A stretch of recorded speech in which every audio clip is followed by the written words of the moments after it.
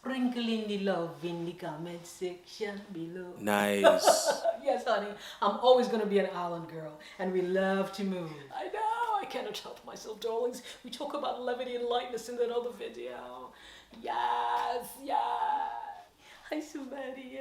Hi, somebody. Welcome to Rebel for a Spell. Yes, darling, the fan is always going to be here. Where it's all about you and me and our search for clarity. Here in this space in our home, we step outside of our comfort zone.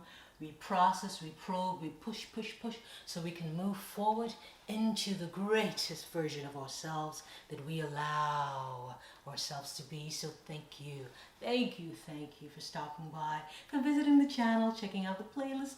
So thank you, sincerely, thank you for popping by. Today, what are we going to be talking about? Darlings, this video is about how to deal with emotionally immature people. They walk into our lives, they show up, we let them in, and slowly but surely who they are shows up and says, hey, can I have my pacifier? Because deep down inside, baby, they may look like they are a grown man on the outside, but deep down inside, the truth about us show up and say, bam, deal with me. Darlings, how do you spot emotional immaturity? Because it is difficult to spot. Physical maturity, let's start at the easy one, right? We know when somebody's physically matured. One, it doesn't look like a baby, not a toddler, not screaming mommy, mommy to get its pampered and diaper changed. You can see the person is an adolescent, a young adult, an elder person, and so forth. Let me tell you something, even the grandfathers, grandmamas, people with PhD, MD, you name the D behind the name.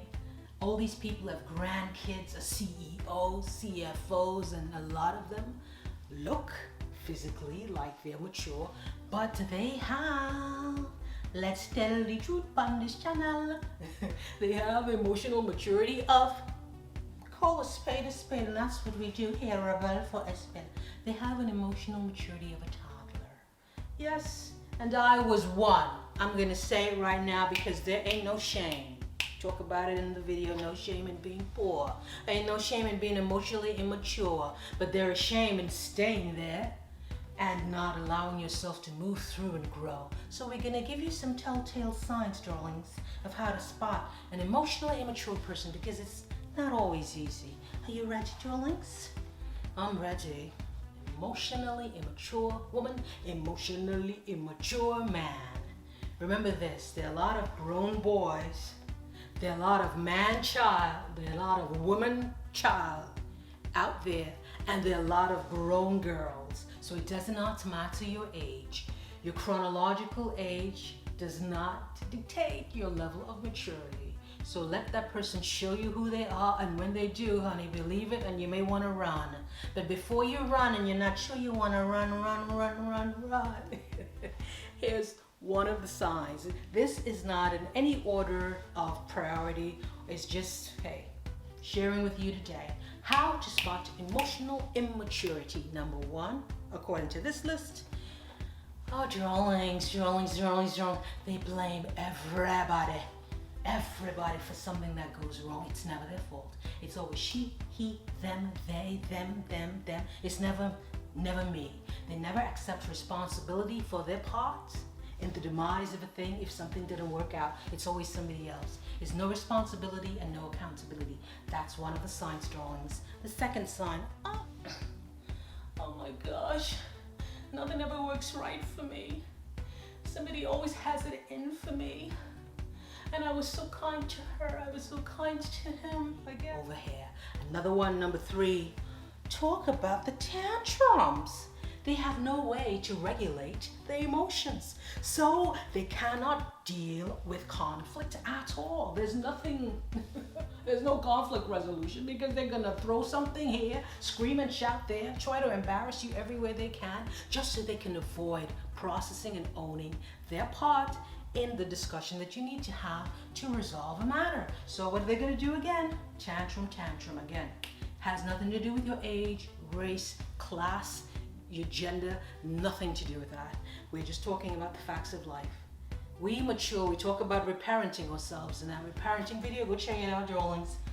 The fact of life is, we all, at some point, even myself, yes, let's talk about it, was at that stage of emotional immaturity. And from relationships, we look at the mirror that is shining upon ourselves, and we can do one of the two things. We talked about it in the parenting video. You can keep on keeping on being a toddler at 69, a toddler at 35, a toddler at 21 because it's easy, or you can grow up on the emotional level and have a better life. Let's keep going with this list, darlings. It's hotter than an oven. I need my other fan. Ooh la la la. I know, I cannot help myself, darlings. We talk about levity and lightness in that other video. Yes, yes. We have to find moments of joy, darling. This life is too heavy, and your girl don't want to be heavy. Your girl just want to have a good time. Chitty bang, bang, bang. We're talking about emotionally immature people. Yes, yes, yes, yes. So, another sign how to spot an emotionally immature person. Oh my goodness gracious. Some of them, they cannot handle being alone.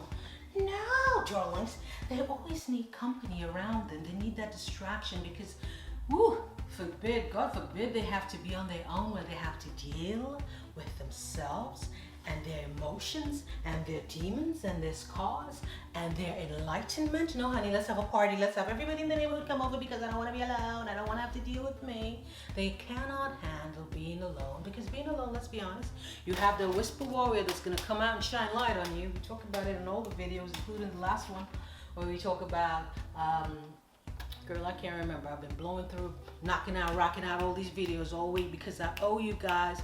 I want to keep this consistency. So I can't remember the video, but I'll leave it up there in the cards. Just press the I. I think it is a video talking about using laughter and lightness to enliven yourself, liven up yourself, darling. Anyway, they cannot handle being on their own. They need the distraction. That's another sign someone is emotionally immature. Let's keep the list going, Jerome. And this could be a delicate one because we all have different personality types and all have different life situations, experiences, and trauma. PTSD being one and disassociation being one. Let's tell the truth right here. You're looking at a candidate right here. But sometimes, some people who are emotionally immature, they can never remember anything about how it was for them to be a child. How was your childhood? How was it growing up? You know, I can't remember my childhood. That's a curious response, right? Again, we're not talking about the folks, I'm sensitive to that, of course, I admit. We're not talking about the sufferers of PTSD or the sufferers of any type of trauma like that. We're talking about people who may not have endured that. They never remember anything about their childhood. And I think that's very curious. It could be one of the two things. Either nobody ever had a great, joyful childhood, right? We talk about it all the time. Life is not always this rainbows and candy cane, darlings. It's like bobbing and weaving. You're bobbing and weaving and believing that you're going to be all right. So that's curious when you hear someone say they can't recall their childhood. Or better yet, you ask someone, how are you doing? Here's another one on the shot list of how you can spot an immature, emotionally immature person. How are you doing today, Jesse? I'm fine. Jesse, your car is on fire. How are you doing? I'm fine. Jesse, you lost your job. How are you doing? I'm fine. Whenever you hear someone says that, I'm fine, everything is fine, everything is fine, there's no self-reflection. They don't want to deal with anything, so they just dismiss and deny it away. But that's another sign. If you cannot self-reflect, if you cannot work through the pain or deal with the pain, or you're not willing to go through and deal with the pain, you just bob it and weave it through life and you avoid it and you hope it never come and catch you. But let me tell you something. It caught up to even your girl. Absolutely, because that's what life does. Yes, sir. Yes, ma'am. It comes and say, bam, I got you. 10 years ago, you didn't deal with me, but you're going on this job interview and it just shows up. Bam. What you gonna do? I'm saying, people, all these things we can never run away from being human. Because if you deny, if you shove it under the rug, we talk about it in the quarantine video, that rug is gonna be sold soon and you have Nowhere to hide. Let's keep going. Q, how would you spot an emotionally immature person? They're so impulsive. Yes! Oh my gosh, everything has to happen at the drop of a dime. Let's do this, let's do blah, blah, blah, blah. There's no like advance notice, no forethought, really. I'm like, yeah, you have to think about the other person that's involved in this exchange, or you have to be respectful or mindful that this is the environment in which you are. But no, emotionally mature people, they need it now, they need it yesterday, they need it before yesterday, and if they don't get it, you know what's gonna come? Tantrum. The toddler comes out. Very impulsive behavior and not thoughtful behavior, sometimes even reckless behavior. That's another way to spot an emotionally immature somebody. Let me tell you, have you ever tried to have a deep conversation with somebody and it requires, something other than a yes, no, a proper debate? Your girl likes to have proper debates, proper discussions about life, philosophy, and all these things. Or just a deep concept politics if you want to talk about politics. They always, or you call them out on something you've noticed about them. What do they tell you? Oh, there's a lot of hogwash, and the conversation changes. Or it's like, oh, you're projecting. That's not me. That's nonsense. That's psychobabble, bumble, bumble. That's what they do. When it comes to having an in-depth, proper debate or discussion about anything, doesn't have to be about her or him, anything like that, they don't want to handle it. They don't want to deal with it. They don't want to talk about it because for some reason, maybe it rubs a nerve or challenges them to think and go a little bit deeper than they normally would. The surface things with the reality show stuff, maybe they can easily talk about that. But when you talk about in-depth topics, they can't handle it. They deflect and they don't want to deal with it.